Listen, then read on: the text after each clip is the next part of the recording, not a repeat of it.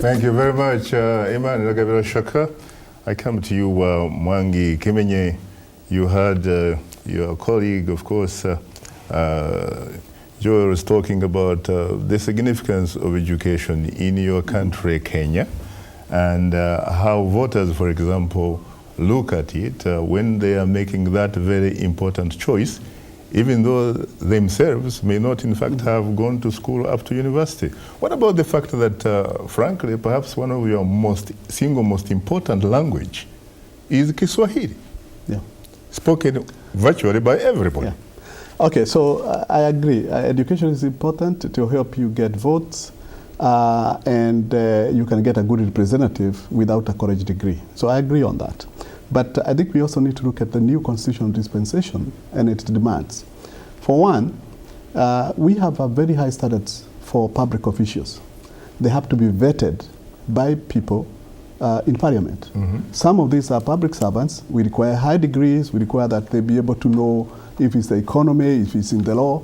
How are you going to get someone with a fourth form to approve whether I'm qualified or not?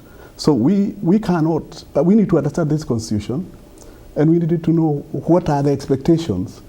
A person without a college degree should not then approve or make a decision whether I should be a judge, or whether I should be, I'm qualified to be a judge or qualified to be a public servant as an economist and so on. So to me, we can elect whoever we want, but then we should also eliminate them from deciding some of the standards. What about some people who will say, Mwangi, that to some degree, frankly, that is disfranchising the majority of the people from participating in some of the most important decisions that affect them?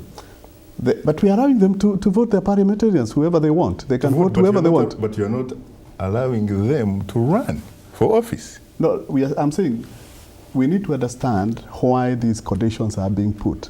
So we can allow them to put for parliament or for whatever positions, but if then they are the same people we are going to require to be approving people, judging them on their qualifications, I don't think then it makes sense. We then neutralize the whole process. I see. So I think we have to make a decision whether these people can go to parliament, but then they should not be allowed to serve in some committees. Is there a direct relationship really between university education and leadership, effective leadership?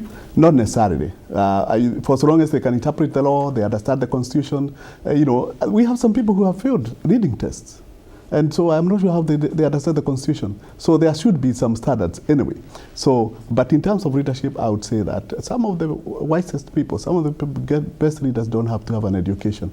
But I don't think they can also judge people in terms of evaluating their academic credentials.